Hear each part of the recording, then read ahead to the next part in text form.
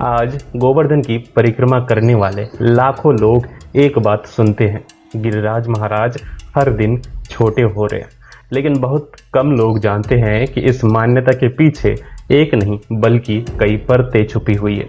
कुछ का संबंध शास्त्रों से है, कुछ संतों की परंपरा से, कुछ प्रकृति से, और एक कारण ऐसा भी है जिसे सुनकर शायद आप गोवर्धन को पहले जैसी नज़र से कभी नहीं देख पाएंगे। लेकिन इससे पहले हमें यह समझना होगा, आखिर गिरिराज महाराज केवल एक पर्वत नहीं है। क्योंकि जिस दिन आप इस प्रश्न का उत्तर समझ जाएंगे, उसी दिन ये रहस्य भी समझ में आने लगेगा कि लोग क्यों कहते हैं गिरिराज महाराज हर दिन छोटे हो रहे हैं। ब्रज में कुछ बातें ऐसी है जिसे ना किताबों में पढ़ाया जाता है और ना ही किसी प्रमाण पत्र की जरूरत होती है। वे बस पीढ़ी दर पीढ़ी श्रद्धा के साथ सुनाई जाती है। गिरिराज महाराज के छोटे होने की मान्यता भी उन्हीं में से एक है। आज भी यदि आप गोवर्धन की परिक्रमा करें और किसी वृद्ध ब्रजवासी या संत के साथ कुछ समय बिताए तो बातचीत के दौरान ये बात अवश्य सुनने को मिलेगा, गिरिराज महाराज अब पहले जैसे नहीं रहे। पहली नज़र में ये केवल एक भावुक बात लग सकती है, लेकिन जब यही बात अलग अलग संतों, अलग अलग आश्रमों और अलग अलग पीढ़ियों से सुनाई देती है तो मन अपने आप पूछता है, आखिर इस विश्वास की शुरुआत कहाँ से हुई? क्या ये केवल एक लोक मान्यता है या इसके पीछे कोई ऐसा रहस्य छिपा है जो आज भी ब्रज की मिट्टी में जीवित है? इस प्रश्न का उत्तर खोजने के लिए हमें पहले ये जानना होगा कि गिरिराज महाराज ब्रज आए कैसे। ब्रज की प्राचीन परंपरा और गर्ग संहिता में वर्णित एक प्रसिद्ध कथा के अनुसार गिरिराज महाराज पहले ब्रज में नहीं बल्कि द्रोणाचल पर्वत पर विराजमान थे। उसी समय ब्रह्मा जी के मानस पुत्र और महान तपस्वी पुलस्त्य ऋषि वहां पहुंचे। गिरिराज की दिव्यता और सौंदर्य को देखकर उनके मन में इच्छा हुई कि वे उन्हें काशी ले जाए, ताकि वहां रहने वाले भक्त भी उनके दर्शन का लाभ प्राप्त कर सके। द्रोणाचल पर्वत अपने प्रिय पुत्र से अलग नहीं होना चाहते थे, लेकिन ऋषि की इच्छा का सम्मान करते हुए उन्होंने अनुमति दे दी। तब गिरिराज महाराज ने पुलस्त्य ऋषि के सामने एक शर्त रखी। उन्होंने कहा, यदि आपने मुझे मार्ग में कहीं भी भूमि पर रख दिया तो मैं वही स्थिर हो जाऊंगा और फिर एक कदम भी आगे नहीं बढ़ूंगा। ऋषि ने यह शर्त स्वीकार कर ली और अपने तपोबल से गिरिराज महाराज को उठाकर काशी की ओर चल पड़े। लेकिन जब वे ब्रजभूमि पहुंचे तब एक अद्भुत घटना हुई। कहा जाता है कि भगवान श्री कृष्ण की भावी लीलाओं की इच्छा से गिरिराज महाराज अचानक इतने भारी हो गए कि पुलस्त्य ऋषि को उन्हें कुछ क्षणों के लिए भूमि पर रखना पड़ा। जैसे ही गिरिराज महाराज धरती पर स्थापित हुए, वे वही स्थिर हो गए। ऋषि ने उन्हें पुनः उठाने का बहुत प्रयास किया, लेकिन अब उन्हें हिलाना भी असंभव था। पुलस्त्य ऋषि ने कहा, तुमने मेरे साथ चलने का वचन निभाया नहीं, इसलिए कलयुग में तुम्हारा आकार धीरे धीरे कम होता जाएगा। ब्रज की संत परंपरा में यही कथा गिरिराज महाराज के छोटे होने का सबसे प्रचलित आधार मानी जाती है। हालांकि यह बात ध्यान रखने योग्य है कि यह कथा लोक परंपरा और गर्ग संहिता में प्रसिद्ध है। श्रीमद् भागवत में इस श्राप का वर्णन नहीं मिलता, लेकिन कहानी यही समाप्त नहीं होती, क्योंकि गिरिराज महाराज केवल एक ऋषि के श्राप की कथा नहीं है। उनकी सबसे बड़ी पहचान उस दिन बनी जब स्वयं भगवान श्री कृष्ण ने उन्हें संसार के सामने सबसे महान सेवक घोषित किया। द्वापर युग में जब ब्रज में इंद्र यज्ञ की तैयारी चल रही थी, तब बालक श्री कृष्ण ने ब्रजवासियों से एक प्रश्न पूछा, यदि हमारी गायों का पालन गोवर्धन करता है, यदि हमारे जीवन का आधार यही वन, यही जल और यही प्रकृति है, तो पूजा भी उसी की होनी चाहिए जो प्रत्यक्ष रूप से हमारा पालन करता है। श्री कृष्ण की बात मानकर पूरे ब्रज ने पहली बार गोवर्धन पूजा की। अन्नकूट का विशाल भोग सजाया गया और तभी एक ऐसी लीला हुई जिसने हमेशा के लिए गोवर्धन की महिमा बदल दी। स्वयं श्री कृष्ण ने एक विराट रूप धारण किया और उसी गोवर्धन के रूप में भक्त द्वारा अर्पित संपूर्ण भोग को स्वीकार किया। बाहर श्री कृष्ण अपने सखाओं के बीच खड़े थे और उसी समय गोवर्धन के रूप में वही भक्तों का प्रेम स्वीकार कर रहे थे। ये केवल एक चमत्कार नहीं था, बल्कि एक संदेश था। गिरिराज और श्री कृष्ण में कोई भेद नहीं है।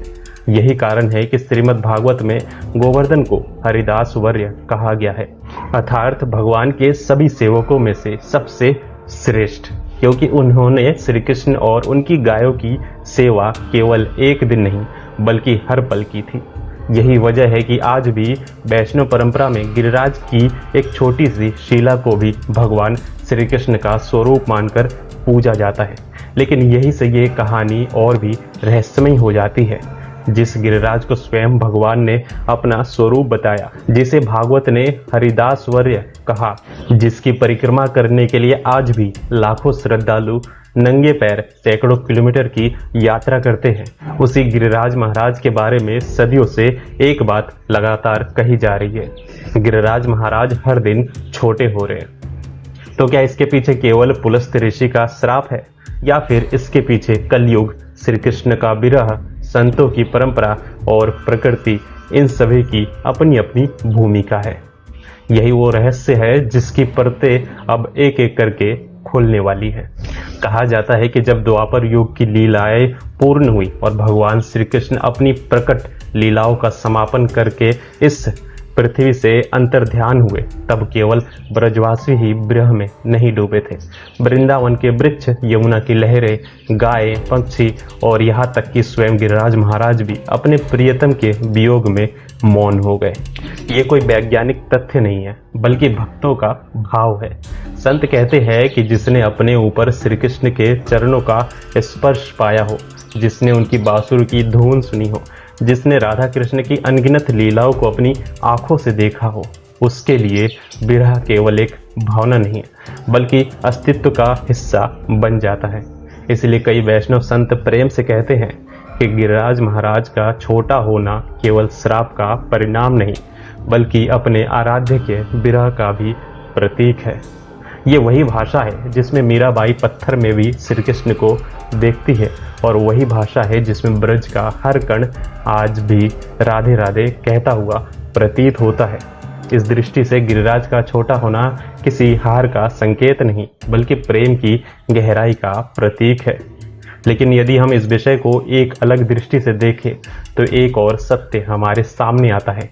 भूवैज्ञानिक बताते हैं कि पृथ्वी पर मौजूद हर पर्वत समय के साथ बदलता है। हवा, वर्षा, तापमान, जल का प्रवाह और प्राकृतिक अपरदन धीरे धीरे चट्टानों को घींचते रहते हैं। हजारों वर्षों में सबसे विशाल पर्वत भी अपना स्वरूप बदल लेते हैं। गोवर्धन भी इस प्राकृतिक नियम से अलग नहीं है।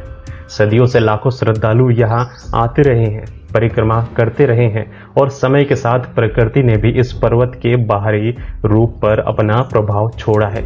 यानी यदि कोई वैज्ञानिक कहे कि गोवर्धन का आकार प्राकृतिक कारणों से बदला है तो वो भी अपने स्थान पर गलत नहीं है। लेकिन ब्रज का भक्त मुस्कुराकर कहता है, प्रकृति अपना काम कर रही है और गिरिराज महाराज अपनी लीला। यही वो बिंदु है जहाँ विज्ञान और आध्यात्म दोनों एक दूसरे के विरोधी नहीं बल्कि दो अलग दृष्टियां बन जाते हैं। एक बाहरी परिवर्तन को देखता है, दूसरा उसरे के भीतर छिपे भाव को। और शायद इसीलिए इस प्रश्न का उत्तर केवल हाँ या नहीं में नहीं दिया जा सकता।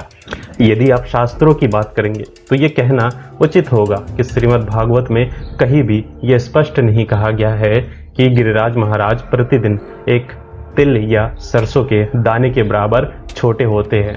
पुलस्त्य ऋषि के श्राप की कथा गर्ग संहिता और ब्रज की प्राचीन परंपरा में मिलती है।